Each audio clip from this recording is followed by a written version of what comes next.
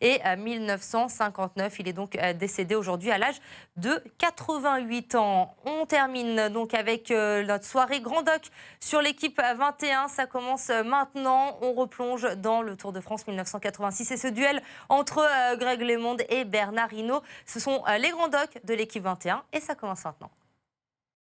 L'équipe 21, la première chaîne 100% sport, 100% gratuite.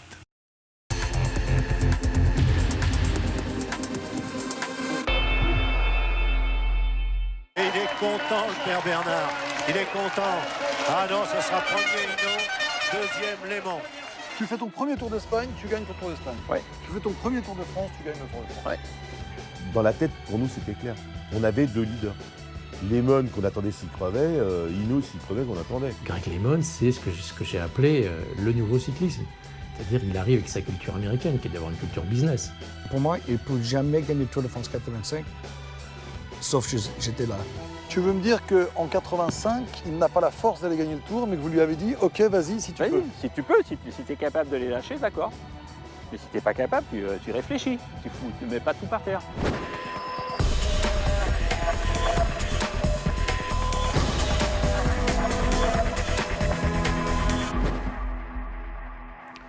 C'est l'histoire d'une photo qui a déclenché une véritable frénésie médiatique. Bernard Hinault et Greg LeMond, main dans la main, franchissant la ligne d'arrivée au sommet de l'Alpe d'Huez. Un geste symbolique, objet de toutes les interprétations. Certains évoquent une passation de pouvoir entre le Français et son successeur désigné. D'autres y voient une simple trêve, alors qu'entre les deux hommes, la rivalité est à ce moment-là exacerbée. Bienvenue dans les Grands Docs de l'équipe 21.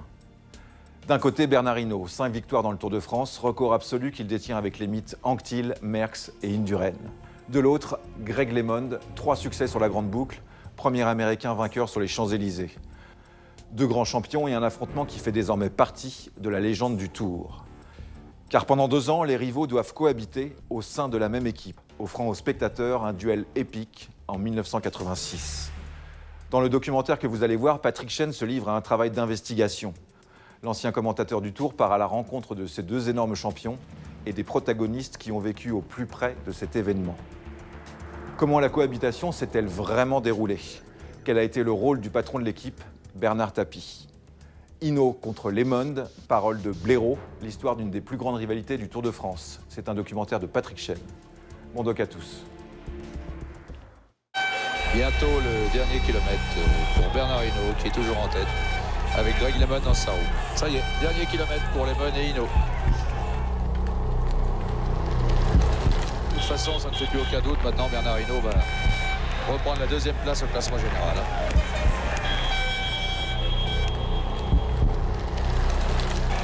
Ajustant un braquet plus grand, à moins qu'ils terminent tous les deux en se tenant par l'épaule. J'y ai pensé tout à l'heure. Je me demande si ça va pas se terminer comme ça. Regardez juste sur la ligne, puisque nous surplombons, oui, tous les deux. Et il est content, le père Bernard. Il est content. Ah non, ce sera premier Hinault, deuxième LeMond. Il y a une longueur qui les sépare.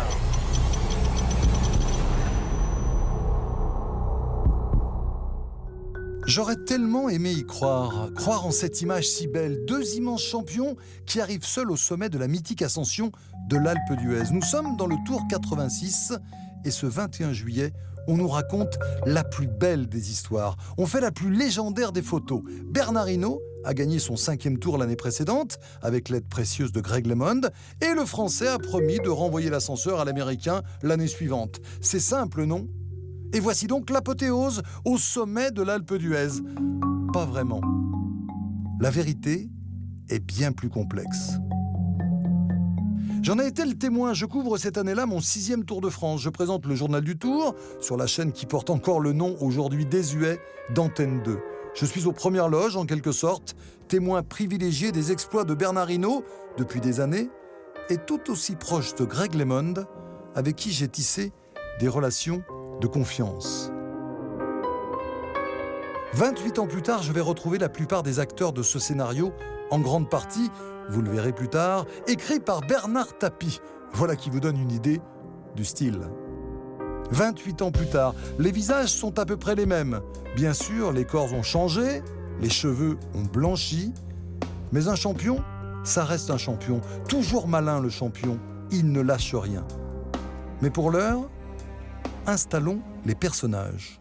Quand il débarque en 81, avec Greg LeMond, on se parle en anglais. Ça facilite le premier contact. Mais le champion, le seul, le vrai, c'est Bernard Hinault.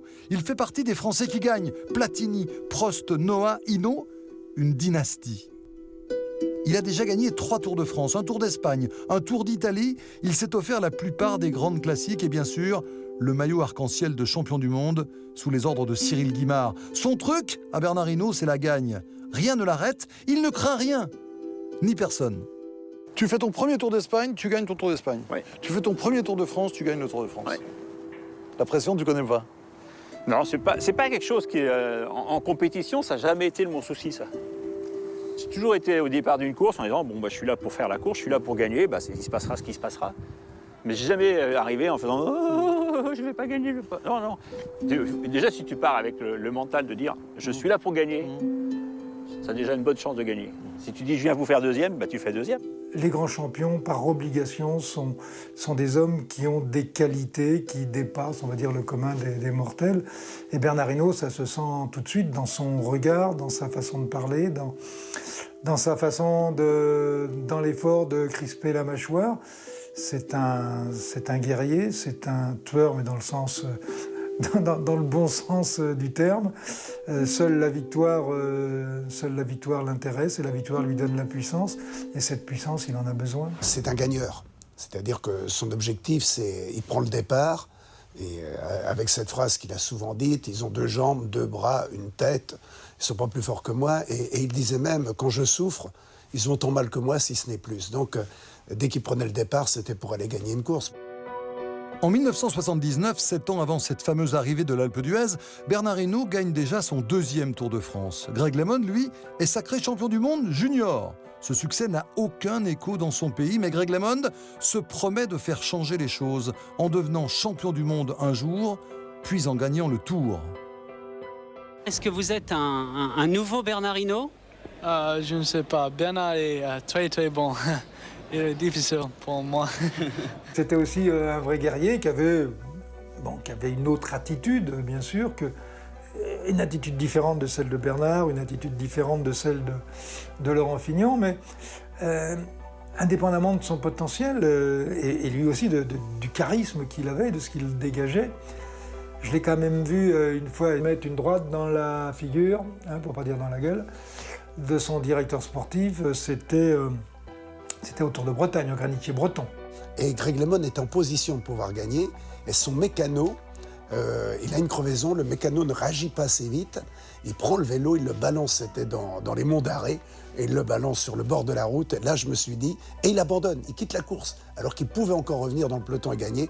Je me suis dit, c'est un caractère bien trempé, différent évidemment dans l'approche de Bernard Hinault, complètement différent de Bernard Hinault, mais avec la même volonté, le même désir de vaincre. Greg LeMond, c'est ce que j'ai appelé le nouveau cyclisme. C'est-à-dire il arrive avec sa culture américaine, qui est d'avoir une culture business. Il n'y a pas de sentiment, on ne fait pas dans le sentiment, on fait dans le business. Et c'est son père notamment qui s'occupe de ses affaires, et ça surprend beaucoup à l'époque. Bernard Hinault et Greg LeMond vont donc passer 2 années ensemble dans l'équipe Renault. Mais à cette époque, l'Américain ne gêne pas le Français. LeMond se contente d'écouter, de regarder et d'apprendre. Bernard Hinault, lui, vit assez mal l'arrivée des jeunes insolents, Laurent Fignon ou Pascal Jules. Cyril Guimard laisse faire, il aime l'émulation. Hinault n'apprécie pas, mais pas du tout. T'es agacé cette année-là, t'es agacé parce que il y a des petits jeunes qui arrivent dans l'équipe, un certain Laurent Fignon aussi, tu vois, ils te chambrent un peu, ils osent des choses qu'avant les jeunes n'osaient pas. Ça, c'était pas encore le plus gros des soucis pour moi. C'est qu'avec Cyril, on s'entendait plus, et à partir du moment où on s'entend plus, il me restait encore 2 ans de contrat. Je dis, moi, je peux pas continuer. Il y a le fait aussi que Laurent Fignon gagne le Tour de France. Et là, quand Fignon gagne le Tour de France, c'est en 83. Bernard Hinault n'est pas au départ, puisqu'il vient de gagner le Tour d'Espagne. Et il est blessé, donc il ne peut pas faire le Tour de France. Et d'un seul coup, on se retrouve dans l'équipe avec 2 coureurs qui ont gagné le Tour de France. Donc à partir de ce moment-là, on sait qu'ils ne peuvent pas rester ensemble. Indépendamment, on va dire, du choc culturel tel que vous l'évoquez. Puis il y a un 3e larron qui arrive, parce que ce 3e larron, on sait le potentiel qu'il a. Et on sait qu'il a le potentiel pour gagner le Tour de France. et pas que le Tour de France, c'est Greg LeMond. Et donc Bernard, avec, allez, on va dire tous les alibis qui sont mis, toutes les raisons qui sont mises autour, mais qui sont des habillages, et comme en plus il y avait Tapie qui était arrivé, donc les habillages il sait faire. Donc Bernard est parti, mais la chose était normale, elle était logique. Nous sommes en 1984. Bernard Tapie débarque dans le cyclisme, comme il l'a fait dans le monde des affaires, où il s'est spécialisé dans la reprise d'entreprises en difficulté. Bernard Tapie va bouleverser les habitudes. Le cyclisme, qui n'a pas beaucoup évolué depuis l'après-guerre, ne l'intéresse pas. Bernard Tapie, qui vient de racheter la société Look, va entrer dans le cyclisme par la case business. Il va casser les codes pour gagner tout de suite. La rencontre avec Bernard Tapie, donc on arrive avec toute l'équipe, les structures, tout était bien monté, le budget. Il dit, je ne veux pas savoir combien ça me coûte si on fait affaire. Ce qui m'intéresse chez toi, c'est la technique. Je viens de racheter une société qui s'appelle Look, qui fabrique des fixations de ski, qui travaille 2, 3 mois, 4 mois dans l'année, et après, il n'y a plus rien. Et le complément du ski, c'est le vélo. Il dit, alors, si tu me fais une pédale automatique, je sais. D'accord, je vais te la faire. C'est sous la marque La Vie Claire, qu'il a racheté également, que Bernard Tapie aligne une équipe dans le Tour 84. Hinault en est le leader, mais à peine remis d'une lourde opération du genou, il ne peut pas prétendre à la victoire finale. C'est Fignon et l'équipe Renault de Guimard qui va l'emporter. Et Bernard Tapie s'impatiente. Un leader ne suffit pas, il en veut 2. Il va débaucher Greg LeMond chez Renault avec un gros chèque. Il va avoir Hinault et en même temps, il va récupérer LeMond. Ce qui est assez extraordinaire, c'était quand même les 2 grosses pointures. Hinault, parce que bon, l'image nationale, il sait qu'il est capable d'un challenge. Et puis, Tapie aime bien les challenges. Parce que quand il prend Hinault, souvenez-vous, Hinault est blessé. Il a été opéré du genou et on ne sait jamais trop s'il va revenir au niveau. Donc il y a un pari. What about Bernard Tapie? Bernard Tapie, when he hired me, he came to me in L'Alpe d'Huez 1984, and with a woman on a motorcycle, brown hair, like this, like James Bond. And this mysterious woman came up to me and goes, Monsieur LeMond, yes, Monsieur Tapie would like to see you. Me? Yes, come with me. That's what she said. Okay. Et en même temps, il prend LeMond parce que là, c'est l'industriel qui parle. C'est le marché américain. Greg a une vision de sa carrière internationale. Nous, on a des perspectives d'implantation internationale. Et je suis monté sur le moto, les filles en cuir, loin, et là, j'étais comme ça. Dans les petites routes, on arrivait dans un hôtel, c'était au-dessus de L'Alpe d'Huez, et puis je suivais la femme. On a monté 2 étages, et j'ouvre la porte, il y avait Bernard Tapie, Bernard Hinault, peut-être un autre mec. Et Tapie, la première chose qu'il a dit, il a montré le pédale, Luc, il disait, est-ce que tu veux gagner? Would you like to make more money than you ever imagined? Un coureur de chez Renault, quand il n'est plus dans l'équipe Renault, il n'est plus dans l'équipe Renault, il n'est plus rien. Alors on les voit de temps en temps faire des commentaires, vous savez, à l'arrivée du Tour, ils ont 15 kilos de trop et ils racontent leur guerre. Mais s'il a une vision un peu différente de sa carrière future, et c'est son cas, il a envie dès maintenant de rentrer dans une structure qui assurera sa reconversion dans l'avenir. Je crois qu'il a commencé pour dire que, tu sais, tu es en concurrence avec Laurent Fignon. Tu vas être en concurrence avec Fignon l'année prochaine. Hinault est un peu âgé, il va faire encore un tour pour gagner, son 5e tour, mais nous, on va mettre l'équipe derrière toi. Il va faire la retraite, il veut gagner son 5e tour. La chose que je me rappelle, c'était $1 par pédale, Luc, plus $1 million. Et j'ai gagné peut-être $100 000 avec Guimard. Et je suis rentré à l'hôtel et j'ai commencé à réfléchir la somme de l'argent. Il n'y a pas de règle morale, il n'y a pas de règle économique pour Bernard Tapie.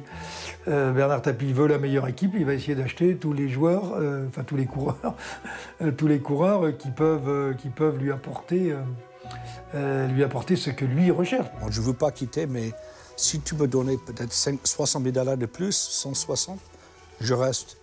Et Guimard disait, non, tu ne gagneras jamais le Tour sans moi. Et là, j'ai dit, quand quelqu'un me disait ça, j'ai dit, bon, d'accord, je me quitte. C'est amusant parce que l'année passée, en 2013, je cherche les maillots et j'ai trouvé le contrat avec Luc. $1 par pédale, mais il n'a jamais payé.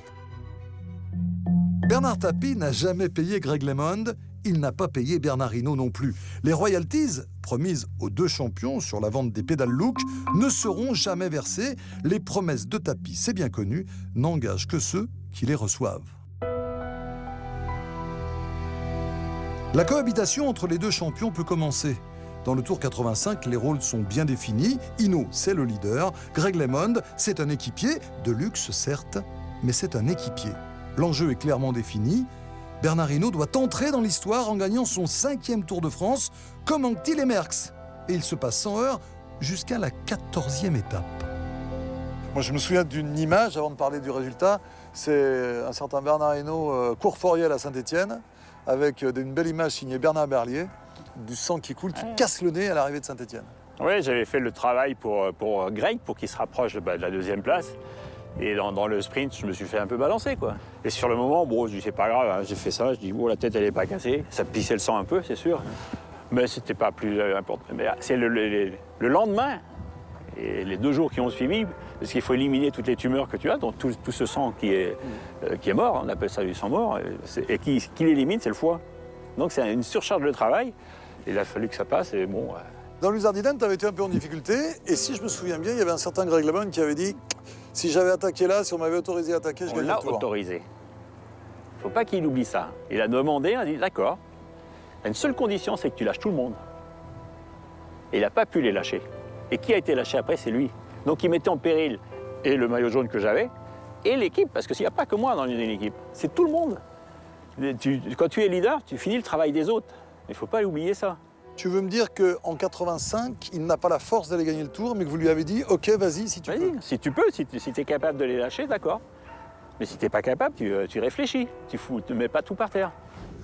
85, je peux dire que j'étais là pour aider Bernard Hinault. Et j'ai fait mon travail comme coéquipier. Pour moi, il ne peut jamais gagner le Tour de France 85, sauf que j'étais là. Parce que déjà, je suivais Stephen Roche. Derrière eux, Hinault a perdu du terrain. Roche donne tout ce qu'il peut. LeMond est dans sa roue, il ne peut pas passer. Ce sont les ordres. Il faut les appliquer. Greg était un petit peu déçu parce qu'il savait qu'il pouvait rouler, mais avec Hinault derrière, il était embêté. Tant pis pour Greg LeMond aussi. Il aurait peut-être d'autres ambitions, comme Géminiani ici. On lui pose la question. Le lendemain, l'Aubisque, c'est moi qui poussais Hinault pour garder son place. Il a perdu 1 minute 20. Si je n'étais pas là pour pousser, je crois qu'il perd 3, 4, 5 minutes. Toi, tu viens de me dire, donc, Greg LeMond, s'il avait pu, il aurait gagné le Tour, parce qu'à l'Uzardiden, s'il veut attaquer, il attaque, mais tout seul. Ok, c'est d'accord. Après, tu prouves que tu es le plus fort. Est-ce qu'à la fin de ce Tour de France, vous faites vraiment un pacte? À l'arrivée du Tour, je lui ai dit, je serai avec toi pour que tu gagnes le Tour 86. Et je ferai ce qu'il faut pour que tu gagnes. Alors maintenant, un 6e tour? Non, ça suffit. Bah, 6 fois, comme ça, vous aurez battu Anquetil, vous aurez battu Merckx. Non, vainqueur. Non, 6 fois vainqueur. Il faut aussi donner un peu l'expérience que l'on a, et je pense que Greg, l'année prochaine, aura besoin de moi. S'il annonce dès le départ que c'est Greg qui gagnera, ça veut dire que Greg est le vrai leader de l'année prochaine. Cette fois-ci, le décor est bien posé. Nous arrivons à ce fameux Tour 86. Maurice Le Guillou s'apprête à vivre son 2e Tour de France comme directeur sportif de l'équipe La Vie Claire. Maurice Le Guillou, un de ceux qui connaît le mieux Bernard Hinault. Breton comme lui, il a été très longtemps son coéquipier. Jean-François Bernard, lui, il a 24 ans en 86. C'est déjà un champion très prometteur. Un peu impatiente peut-être, la presse en fait parfois le potentiel successeur français de Bernard Hinault. Alain Descroix, lui, est mécano dans l'équipe La Vie Claire, un fidèle parmi les fidèles. Comme Maurice Le Guillou, il a quitté Renault en 85 pour suivre Bernard Hinault. Le leader dans votre équipe, c'est Greg. C'est Greg LeMond, oui. Vous êtes numéro 2. Je suis l'adjoint. L'adjoint, le directeur de course, capitaine de course. Tout le monde y croit. Quand il dit ça, Bernard, jusqu'à la veille du départ du Tour, 86, tout le monde croit que ça va se passer comme ça. Et C'est vrai que Bernard, tout son début de saison, n'avait pas été très brillant. Il nous a même donné des signes d'inquiétude sur sa condition physique dans pratiquement toutes les courses. Je pense que, 85, il avait bien rempli ses objectifs en gagnant le Tour d'Italie et le Tour de France. Et avec l'aide de Greg, que ce soit au Tour d'Italie ou au Tour de France, ainsi que les autres équipiers. Donc, et quand il l'a dit, je pense qu'il était sincère, parce que c'est un homme sincère et qui est respectueux de sa parole. Et donc, je ne pense pas qu'il trichait. Il sait que c'est sa dernière année, puisque depuis longtemps, il a annoncé qu'il arrêterait sa carrière le jour de son anniversaire. Donc au mois de novembre 1986, il sait qu'il ne sera plus coureur cycliste et il a la possibilité de gagner une 6e fois le Tour de France et être le premier coureur à réussir un pareil exploit. On imagine tout ce qui doit se passer dans la tête de Bernard Hinault. Dans la tête, pour nous, c'était clair. On avait 2 leaders. Lemon qu'on attendait s'y crevait, Hinault s'y crevait qu'on attendait. Mais au départ, tout se passe bien, comme tout s'était pas trop mal passé, on va dire, dans les courses auparavant, avant le Tour. Au moment où, dans le Tour de France 86, l'année 85, c'était absolument, il va travailler avec, pour moi, comme leader. Mais je sais bien quand tu peux dire ça un an, mais un mois en avance, si je marche mieux, et si je suis supérieur, ou même égal, il va travailler pour moi. Il doit bien se rendre compte qu'il en a déjà gagné 5, que s'il en gagne 6, c'est quand même celui qui en gagne le plus. Mais je pense que oui, tout ça, il n'y pense pas. Il s'est dit, putain, c'est bon, j'ai sa parole et tout. Je vais au Tour, je gagne. Ah, mais pas facile avec Pépère. Hein. On arrive, la première semaine, on n'a pas existé. On a Greg Lemon, on a Bernard Hinault et Jean-François Bernard. Et on est inexistant dans le Tour de France, les tapis. Il lui est arrivé de me téléphoner le soir. Il me dit, mais Maurice, qu'est-ce que vous foutez? On ne vous voit pas, merde, qu'est-ce que vous foutez quoi? C'est le langage tapis. Hein. Et bien, je dis, attendez, attends. J'arrive demain. Je dis, non, on ne veut pas te voir avant Nantes, viens à Nantes. On n'avait pas de sprinter pour gagner des étapes sur le plat. Hein. Donc voilà, quoi. Il est gentil, Bernard, mais de toute façon, bon, c'est Bernard Tapie. Il arrive, je vais le chercher à l'aéroport de Nantes. On était logés, je me rappelle très bien, au Novotel. Il dit, Maurice, on réunit tout le monde tout de suite. Je vais leur remonter les bretelles. Je dis non, pas comme ça. Il s'est calmé, du calme, les mécaniciens travaillaient pour le lendemain le contre-la-montre et tout. On se calme, non, on ne va pas faire comme ça. Il a fumé une cigarette ou deux, il fumait un peu à l'époque. Puis il s'est calmé, et puis le soir, il dit, maintenant on peut faire un petit briefing, le boss va nous parler un peu, quoi. Et il arrive avec le grand sourire. Les mecs, félicitations. Vous avez couru d'une manière exceptionnelle. On ne vous a pas vu de la semaine. Vous êtes frais comme des bébés. Ça commence demain. Nantes pour la 9e étape du Tour de France organisée par l'équipe et le Parisien. Nantes contre la montre individuelle avec celui qui pour l'instant a réalisé le meilleur temps, Bernard Hinault. Sur le dernier kilomètre de sa course, il doit battre Lemon 1:19:30 secondes. Est-ce que Bernard Hinault, dans 200 mètres, aura amélioré ce temps? Oui, 1:18:47. Voilà donc le classement actuel, Bernard Hinault. C'est le premier temps fort du Tour. Terminé. À partir du moment où il y a le chrono, après ça donne déjà... voilà, je veux dire, ça remet tout le monde à sa place, et qui est placé, qui n'y est pas, et maintenant, après, on attaque la montagne. Avant le Tour, j'ai déjà entendu un peu de bruit, mais aussi dans un journal, qui disait on va décider le leader après le contre-la-montre. Et là, j'ai fait le contre-la-montre, et moi, j'ai crevé, j'avais cassé le roue, et j'ai perdu 40 secondes, mais sur les 7 heures, j'ai perdu 1 minute et demie de plus. Ça veut dire que moi, j'ai fini 2e, lui a gagné, et dans sa tête, c'était pas en accord avec moi. C'est lui qui disait ça au journaliste, et aussitôt après, il a gagné. Il n'a jamais pensé que j'ai crevé. Dans sa tête, il a gagné, je suis le leader. Et là, déjà, j'étais piégé. Crevaison, je pense que ce jour-là, si en changeant de roue, si on y laisse 20 secondes, voilà, je pense qu'il n'aurait pas gagné, même s'il n'avait pas crevé. C'est sûr que s'il gagne le contre-la-montre, dans l'équipe, que ce soit équipier et encadrement, on dit bon, voilà, le leader, voilà, il a prouvé que vraiment, il est le plus fort. Mais voilà, on est au premier contre-la-montre, il n'a pas prouvé qu'il était le plus fort. il a un ennui mécanique, enfin une crevaison. Mais ceci dit, il n'a pas dominé Bernard, quoi. C'est la confirmation qu'on a 2 leaders chez nous. On a Lemon et on a toujours Hinault qui est là, présent, avec les meilleurs et qui est là au chrono. Après, on ne sait pas ce que va faire Hinault dans la montagne. Et je crois que c'est à ce moment-là que de se poser quelques questions ou que beaucoup de gens s'en posent pour lui. Tiens, dis donc, ce serait bien un 6e tour. Ouais. La conversation, c'était surtout de se dire « Ah, Bernard Hinault, il va gagner un 6e Tour de France. C'est un tel champion qui va être le premier de l'histoire à gagner 6 fois le Tour. » Tout le monde pensait que la phrase donnée l'année précédente était loin de ses pensées, se disant qu'il voulait être entré dans l'histoire en étant le premier coureur à gagner 6 fois le Tour de France. Dès le début du Tour de France, tu montres que ça va attaquer dans tous les coins comme tu le sais le faire, et notamment dans les Pyrénées.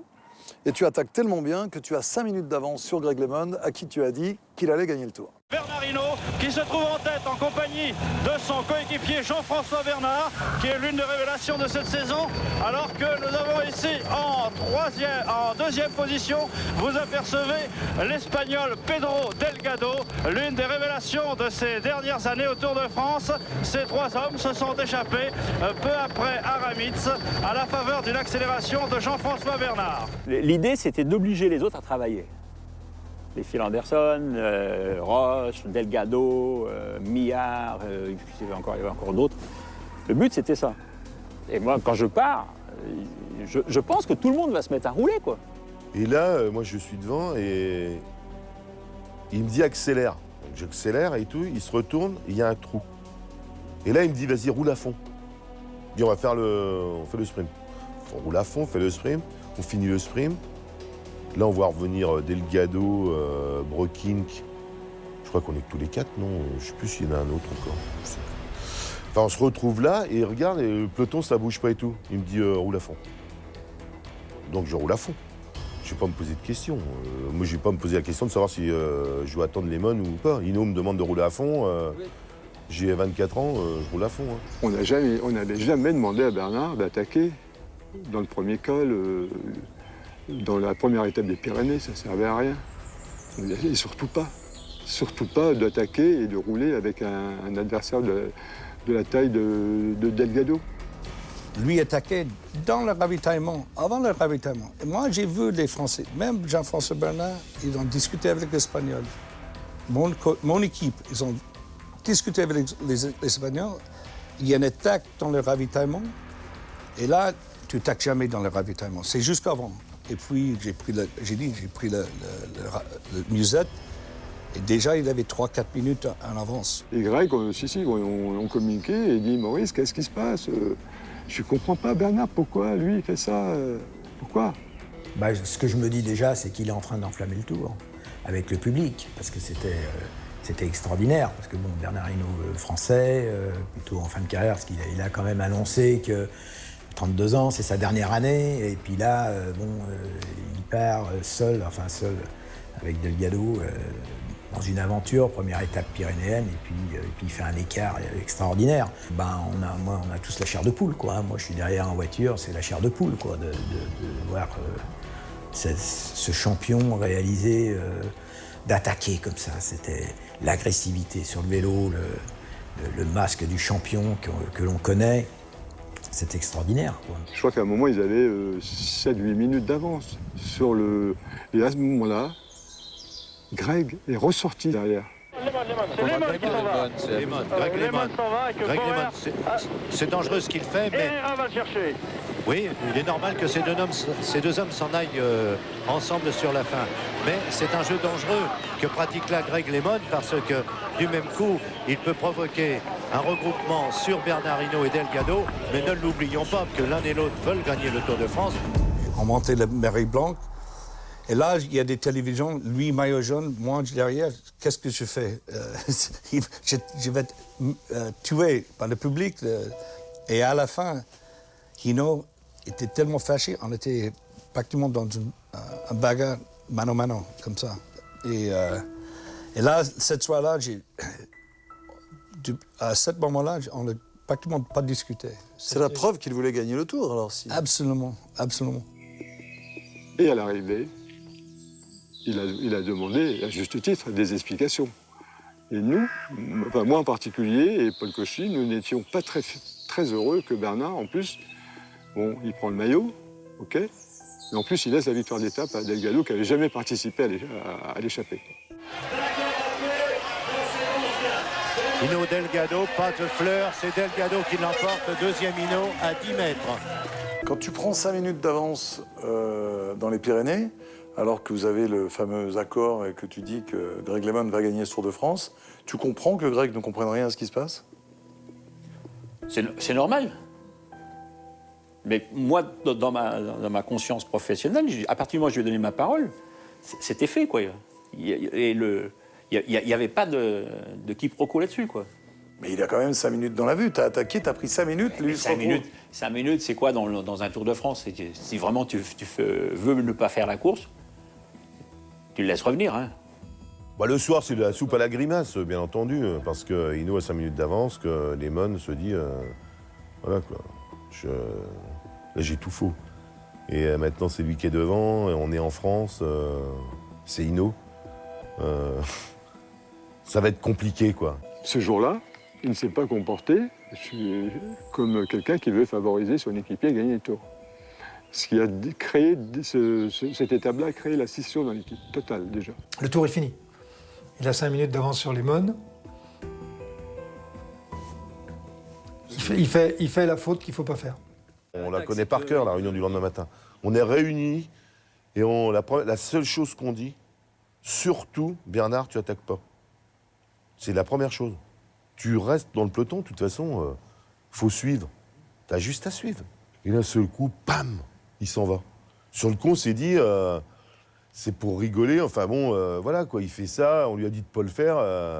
Non, mais c'est que là, c'est 30 secondes, 1 minute, 2 minutes, et terminé, quoi. Donc là, il est parti pour assommer le Tour. Moi, je suis derrière, il dit, oh, tape courte peut-être, mais 3 corrects quand même.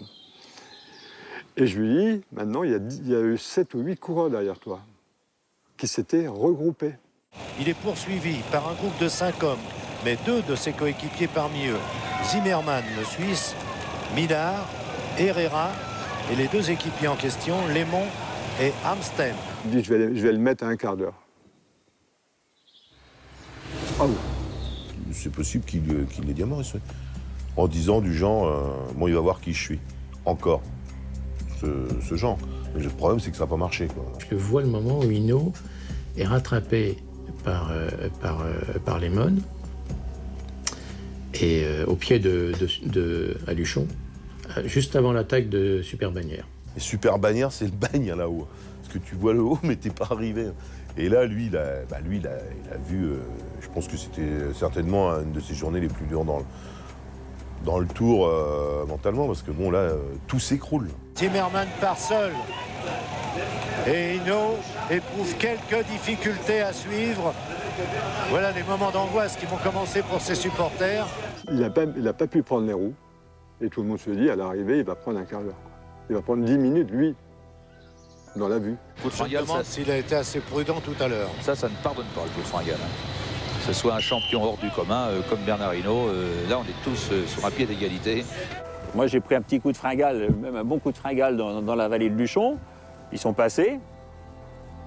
Et dans la montée de Super Bannière, ils ont récupéré du temps. Un LeMond là, qui essaie de faire le maximum. C'est à l'arraché. C'est à l'arraché. Il faut savoir que Bernard Hinault est à 3 minutes ou 4 minutes derrière. Et là, pour lui, c'est la conquête du maillot jaune qui compte avant tout. Il attaque, il va gagner l'étape. Et Bernard limite la casse et finit par sauver son maillot jaune encore de 1 minute ou à peine 1 minute 30. Quoi. Il n'était pas content, Greg LeMond, ce jour-là. Il t'a reproché d'avoir attaqué dans la descente. Il n'a qu'à suivre. Tu comprends quand même Greg LeMond qui s'inquiète, parce que si t'as pas la fringale, comme tu le dis, dans la vallée, t'arrives là-haut avec 5, 7, 8 minutes d'avance sur LeMond, le Tour, il est plié. Non, j'aurais attendu. J'aurais attendu dans la... Bernard, t'es un gagneur, t'es un winner. T'as gagné 5 Tours de France, tu peux en gagner un 6e. Mais est-ce que je serais plus heureux? Non, mais je dis pas ça. Mais c'est ça, justement. Mais au fond de toi, t'es un vrai champion, t'es un gagneur. Ou tu l'as quand même pas signé un papier, un contrat, comme quoi il gagnerait le Tour 86. Non, mais dans la montée de Super Bannière, je pouvais très bien, ou dans la vallée de Luchon, je pouvais très bien lever le pied et l'attendre. Il n'a surtout pas d'explication à donner, puisque la tactique de course, jamais on avait demandé à Bernard ou à qui que ce soit d'attaquer, surtout avec le numéro de bluff qu'il y avait eu la veille, en fait.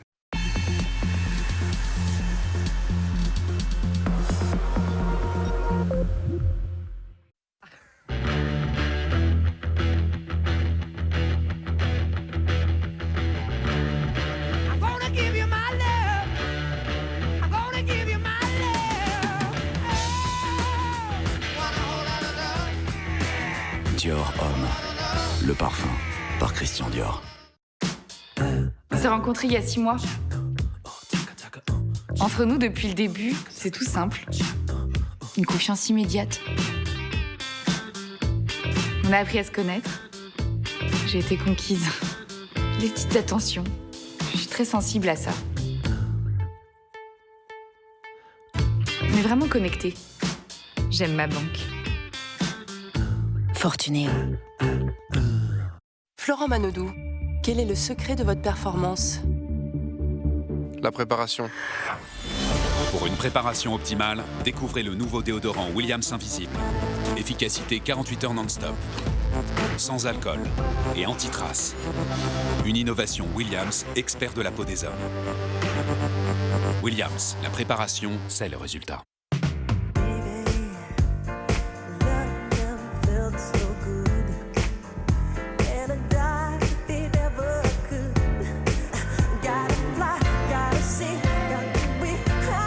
De la légendaire Jeep au sommet du luxe. Laissez-vous séduire par la nouvelle génération de Jeep pour une liberté sans limite. Nouvelle Jeep Cherokee, à essayer chez votre distributeur Jeep. Plus d'informations sur jeep.fr. J'entretiendrai mes capacités physiques. Je protégerai les populations. Pour moi, pour les autres. S'engager.fr.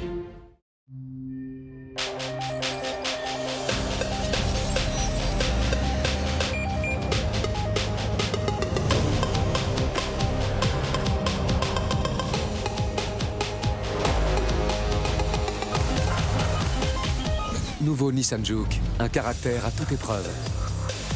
Nissan Innovations that Excites. Affichez votre caractère en personnalisant votre nouveau Nissan Juke.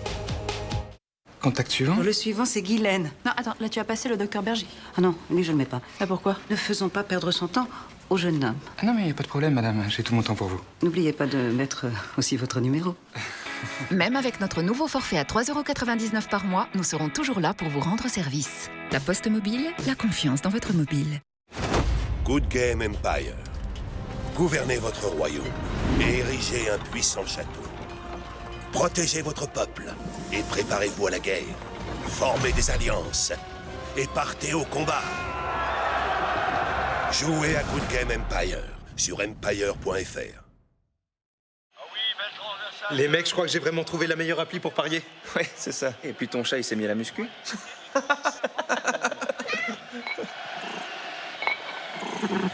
Parions web, sans doute la meilleure façon de parier. FDJ.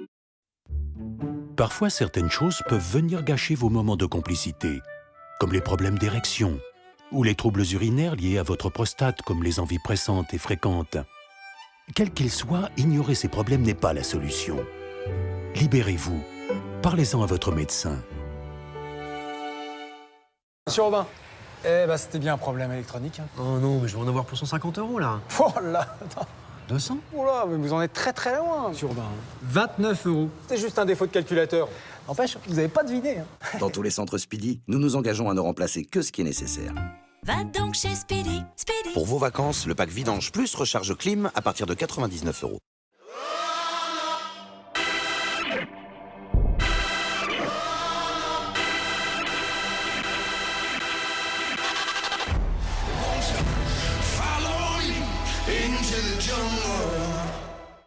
Ah, la garantie de votre voiture? Aucun risque avec notre révision constructeur. Va donc chez Speedy. Speedy. Une nouvelle sorcière, Bubble, est arrivée en ville.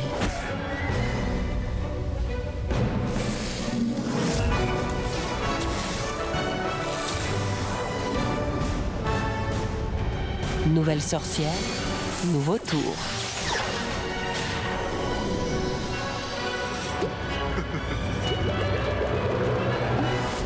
Bubble Witch 2 à télécharger maintenant. Dans les grandes compétitions, Head & Shoulders répond présent, en nous donnant la confiance nécessaire pour prendre le match en main et célébrer chaque but. Avec Head & Shoulders, rien ne peut interrompre ces moments, pas même les pellicules, pour que chaque victoire nous rapproche. Head & Shoulders.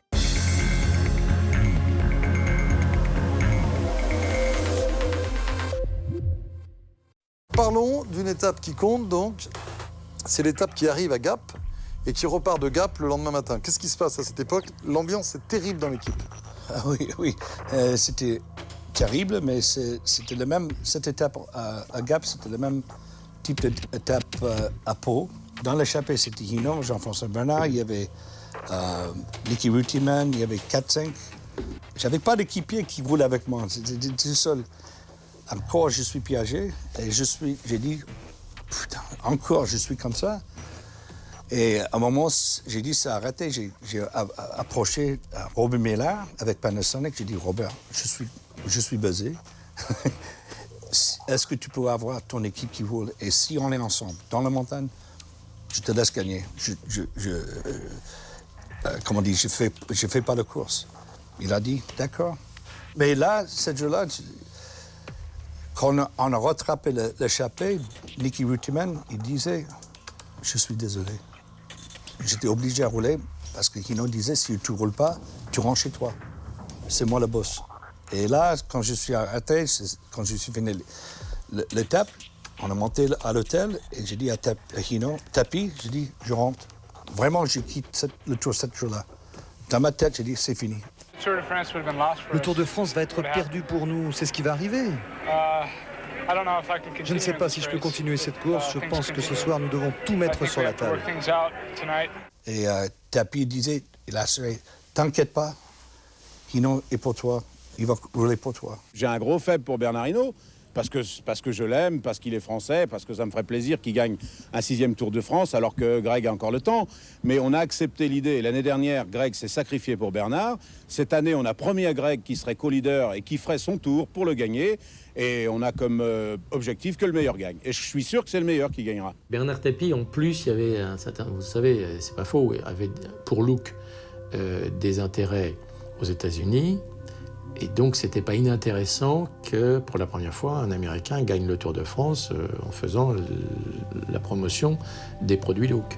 C'est aussi Bernard Tapie qui a vraiment manipulé. Je ne sais pas qu'est-ce qu'il a dit à Hinault, mais j'imagine, il disait, tu as gagné 6 tours, tu t'en fous de l'Américain, tu vas gagner 6 tours, tu vas entrer dans le record de tour.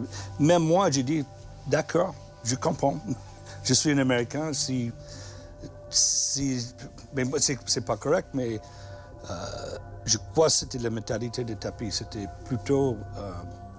il était très bon pour manipuler les coureurs. Bernard Hinault et Greg LeMond ne sont plus équipiers. Les voici adversaires. La cassure est profonde, les relations violentes. Bernard Hinault ne fera pas de cadeau. Ce n'est ni Bernard Tapie, ni les dirigeants de la Vie Claire qui désigneront le vainqueur du Tour 86. Ce sont en fait les Alpes qui vont décider. Un terrain à la hauteur de l'enjeu. C'est Greg LeMond qui attaque dans l'Izoard et s'en va gagner l'étape. Il a repris le maillot jaune, mais on ne va pas en rester là. Ce serait trop simple. Il y a quand même un peu de peine, oui. Il y a quand même un peu de peine, oui. Bah oui, parce que là, c'est en train de basculer. Je dirais, le Tour, il est en train de basculer, là. Donc autant, il y avait toujours... on ne savait jamais ce qui pouvait se passer. Mais là, on sent que, bon, le Tour est quand même en train de basculer. Donc il y a cette étape de l'Alpe d'Huez qui est encore là. Lorsqu'ils viennent à la signature le matin, ils sont déjà dans la course. C'est pas la peine d'essayer d'esquisser la moindre interview.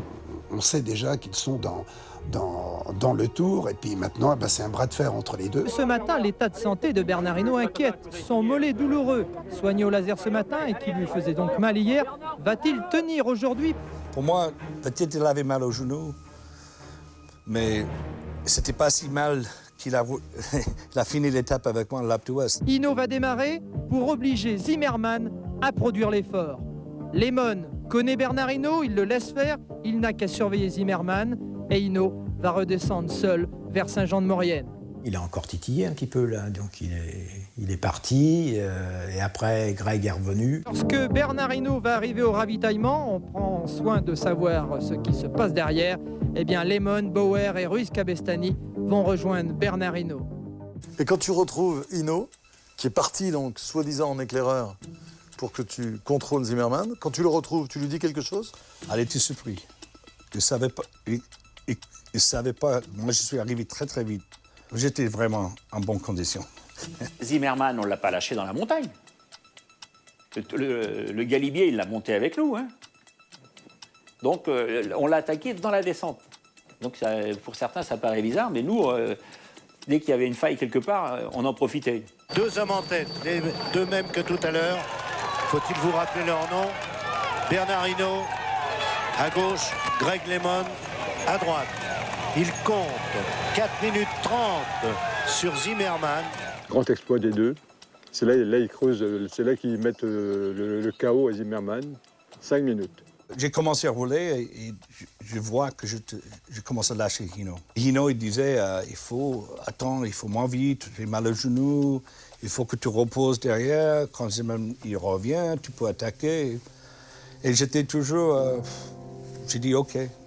Est-ce qu'il a eu la tentation, Greg Lemon, de te lâcher dans l'Alpe d'Huez pour finir seul, pour vraiment montrer qu'il était le patron du Tour? Je pense pas, non. Non, je lui dis, tu restes tranquille, mais là, on va monter bien, on va monter un bon rythme, puisque Zimmermann, je crois qu'il a plus de 5 minutes. Mais pour assurer vraiment la première et deuxième place.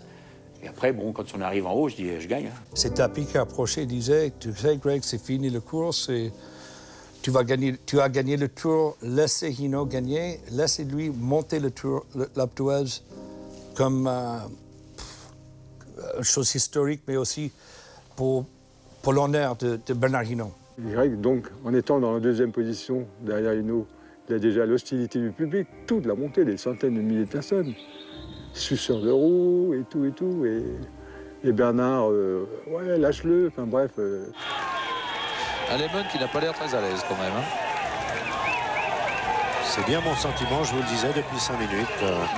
Comme j'ai dit, il y a toujours peut être un fan fanatique qui peut me frapper.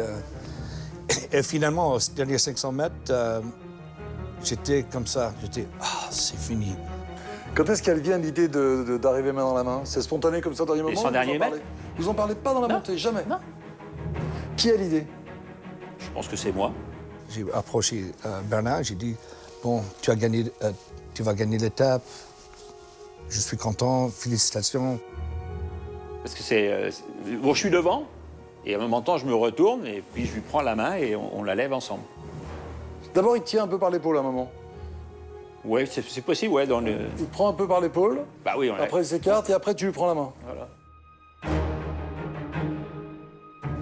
Vraiment, j'ai félicité pour sa carrière, pour l'amitié. C'était sincère, c'était quelqu'un que j'avais beaucoup de respect. Et c'était comme mon grand frère. Quand tu lui dis je gagne, il est tout de suite d'accord. Il ne pose pas de questions. Lui, il avait le maillot jaune, le tour était assuré, à moins d'une grosse défaillance. Sur l'autre. S'il passe un peu d'avance, il est obligé de le classer. Et je crois qu'ils sont assez à Je vais essayer de regarder juste sur la ligne, puisque nous surplombons, oui, tous les deux. Et il est content, Pierre Bernard. Il est content. Ah non, ce sera premier Hinault, deuxième Lemon. Il y a une longueur qui les sépare. Et j'ai fini l'étape, c'était bien. Jusqu'à l'émission de Jacques Chancel. Exact. Mais maintenant, c'est sûr, Greg Lemon va gagner le Tour de France. On n'est pas rendu au bout, hein, je dis. Alors, Maintenant, on peut se faire la guerre tous les deux. Maintenant qu'on a assez d'avance. Allez-vous vous faire la guerre tous les deux? Vous êtes premier Greg LeMond, deuxième Bernard Hinault. J'espère pour la beauté du spectacle. On ne va pas s'endormir demain matin. Si on se fait une guerre, ce sera une guerre loyale et ce sera le plus fort qui gagnera. Pourquoi pas jouer tout ça sur le compte de la montre? Tu vois dans les yeux, j'étais comme ça. Qu'est-ce que tu as dit? Greg LeMond, vous aussi. Ah, vous êtes obligé alors de contre-attaquer, là. Je ne vais pas attaquer. Non, comment vous n'allez pas attaquer? Mais pourquoi? Vous avez entendu ce qu'il a dit? C'est le plus fort qui gagnera. Oui, mais moi, je pouvais attaquer l'année passée aussi. Oui. Qu'est-ce que tu veux faire? C'est pas vrai. Maurice, tu as entendu? Qu'est-ce qu'il dit maintenant? Mais je croyais que c'est fini, qu'il a décidé. Mais non, c'est pas fini. Il a dit que lui, il va attaquer demain. Pourquoi tu n'as pas dit ça en bas, Il voulait encore te défier et encore te pousser. Ah oui, il a dit que c'est pas fini jusqu'à le contre-la-montre. Je suis mal à l'aise parce que je me dis, LeMond, il va en avoir jusqu'au bout, mais nous aussi. Jusqu'au bout, ça va être tendu, quoi. Bernard Hinault, j'ai toujours entendu dire qu'une course, elle est gagnée quand on franchit la ligne d'arrivée. Donc là, on est à l'Alpe d'Huez, il reste encore quelques étapes, notamment un contre-la-montre, et tout peut arriver. Dans la tête, il commence déjà à se poser plein de questions, et c'est là qu'il part après dans un peu quand même dans son délire, quoi. Greg doit le reconnaître maintenant. Vu des journalistes, c'est un vrai roman policier. On dit même que tu prends ton vélo le soir et que tu le mets dans ta chambre, parce que tu as peur qu'on le trafique. Oui, un peu, mais moi, peut-être j'ai caché juste pour moi. J'ai caché je ne sais pas, j'ai caché toute la course. Je crois que c'est quelques courses, juste pour le contre-la-montre. Il y a des gens qui te disaient de faire attention?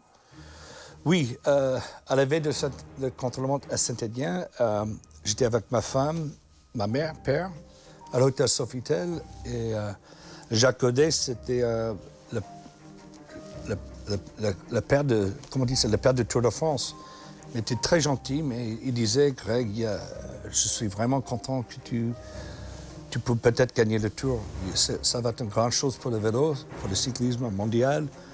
Mais il a dit, attention, il y a des gens qui ne voulaient pas que tu gagnes. Ils voulaient que Hinault gagne. Mais il a dit, attention à tes bidons, attention que tu manges, attention à ton vélo, attention à tout. Il peut à juste titre croire au complot. Il y avait encore une forme, quelque part, d'anti-américanisme qui existe, qui est latent. Donc oui, tout ça fait que, oui, il croit au complot, oui, il le craint. Je peux comprendre de mettre son vélo dans sa chambre, parce que une fois quand on est dans les hôtels, on se retrouve plusieurs équipes. Une fois qu'on a terminé notre travail le soir, les vélos sont mis dans des salons de l'hôtel, et comme il y a plusieurs équipes, donc on met les vélos tous ensemble. Enfin, chaque équipe a un compartiment, mais en fait, les vélos sont à la portée un petit peu de tout le monde. Et donc, effectivement, ça peut être quelqu'un d'autre, quelqu'un dans le public, quelqu'un de l'hôtel, quelqu'un extérieur à la course qui peut venir bricoler un vélo de qui que ce soit. Moi, j'ai eu peur longtemps pas pour sa santé, mais pour sa sécurité. Il était en danger quand même. Ouais. Le duel. Hinault s'est lancé un défi. Un de plus. Un défi américain. 2 minutes 43 secondes à combler pour détrôner LeMond. Ce contre-la-montre, on trouve deux hommes, ces deux champions très concentrés. Et en fait, je peux comprendre que Bernard, il a envie de gagner ce contre-la-montre, sans penser qu'il peut gagner le Tour de France. Et Greg dit, je vais gagner ce contre-la-montre, qu'il a déjà battu Hinault plusieurs fois dans les contre-la-montre. Il dit, je vais gagner le contre-la-montre, comme ça on saura, le public français saura que je n'ai pas eu de cadeau, que je suis le plus fort.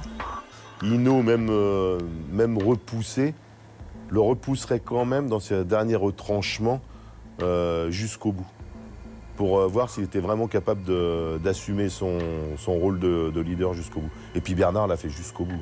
Moi j'ai mis à fond. Hein. Ouais. J'ai dit tu vas aller le chercher, hein. Tu vas pas le gagner comme ça. Hein. Hinault, qui fait mieux que Greg LeMond et qui est peut-être en train de gagner son pari. LeMond, lui, le maillot jaune, Va-t-il le transcender?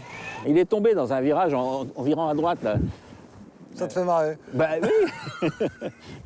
Quand j'ai fait le contre-la-montre, j'ai tombé dans le dernier virage, mais ma femme, elle croyait que c'était une chose mécanique.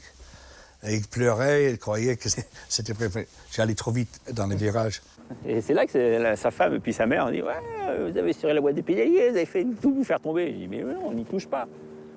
On a chacun notre mécano. » Et puis, je pense qu'il faut être honnête, c'est fini l'époque où ils se mettaient des bâtons dans les roues pour pas que l'autre y gagne. Hein. Mais la malchance s'abat sur Lemon. Il est obligé de changer de vélo. Il repart. Mais tout de même, la chute, le changement, ça fait des secondes perdues. Eh bien, Hinault qui bat Zimmermann sur la ligne d'arrivée. Le verdict, c'est 25 secondes de repris à Lemon. Autrement dit, Lemon est toujours en jaune. Je pense que le tour, ce soir est fini. Tu as donné un cadeau à moi? Non, j'ai pas fait de cadeau. Il n'est pas question. Non, c'est ce que j'ai dit tout à l'heure. La première chose que tu m'as demandé, c'était de savoir si je t'avais fait cadeau de la victoire. Non. Je t'ai dit au début de ce tour, tu iras chercher une victoire, mais c'est à la force de tes mollets. Et aujourd'hui, tu as été la chercher à la force de tes mollets. La guerre est finie. Cette fois-ci, c'est sûr. Mais sans doute un peu paranoïaque après tant d'épisodes troubles et douloureux, Greg LeMond va souffrir jusqu'aux Champs-Élysées, là où il sera finalement sacré premier Américain à gagner le Tour de France. Hinault est deuxième, l'équipe La Vie Claire remporte le classement par équipe, Tapi a tout gagné. Après 86, c'était un peu, pas dépressif, mais c'était moins, un peu dépressif. Mais la seule chose... À ce point-là, tu n'as pas apprécié la victoire à ce point-là? Non, parce que tout le monde disait qu'il a gagné le Tour. Tu gagnes un Tour contre un des plus grands, mais je suis certain qu'il n'y a aucun coureur dans l'histoire du vélo qui devait faire un bagarre, vraiment faire la course contre un très grand champion. Qui était dans son équipe. Qui était dans la même équipe, oui. Plus avec les personnalités de Tapi et c'était vraiment bizarre. S'il ne se passe pas tout ça, tu penses qu'il gagne peut-être pas le Tour? C'est possible. Pourquoi il n'aurait pas gagné le Tour? Est-ce qu'il fallait qu'il attaque un peu? Ou alors il a fallu qu'il suive tout le temps Zimmermann. Et Zimmermann l'aurait peut-être déposé. On n'en sait rien.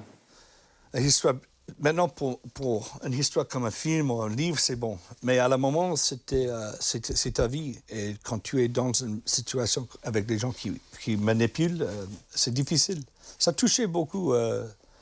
Je crois, même ma carrière, ça a changé.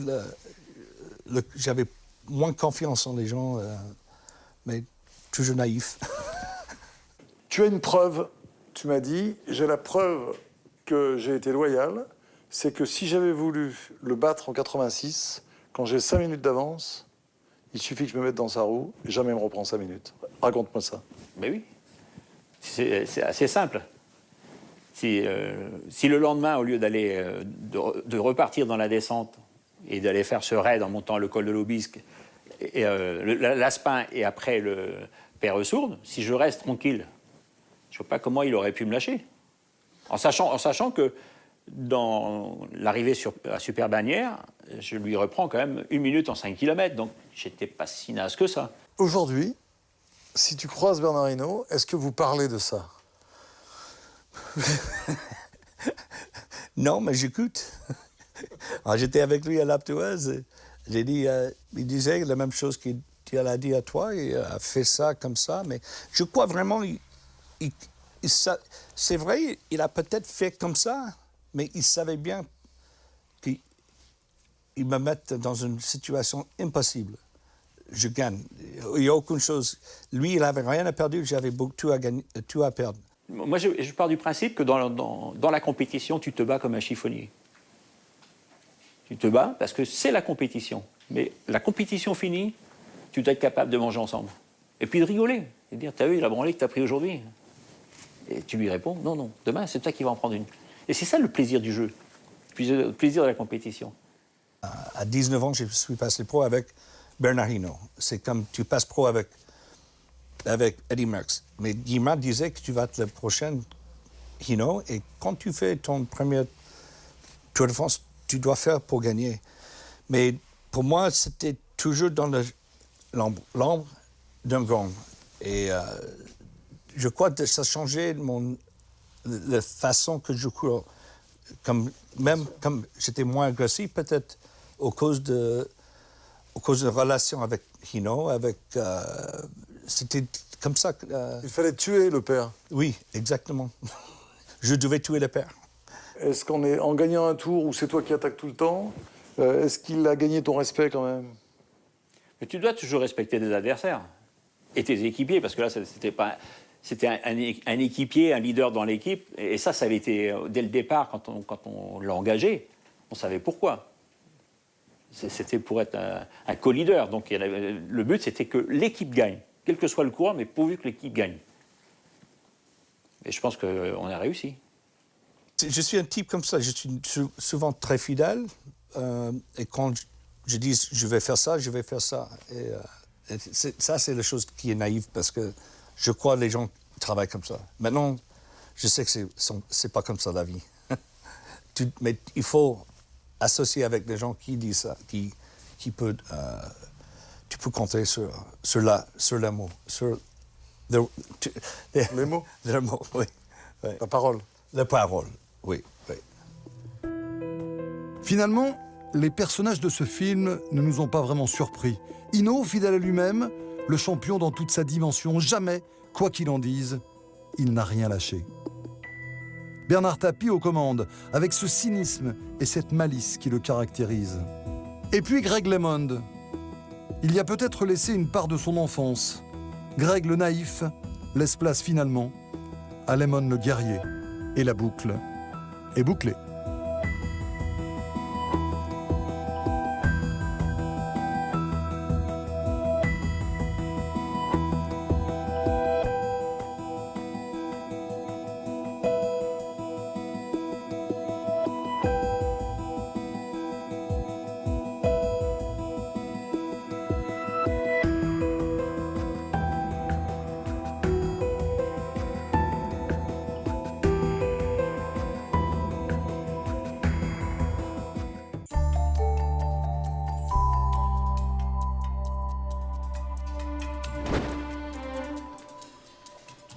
Merci de nous avoir suivis. On se retrouve très vite pour un nouveau numéro des Grands Docs sur l'équipe 21.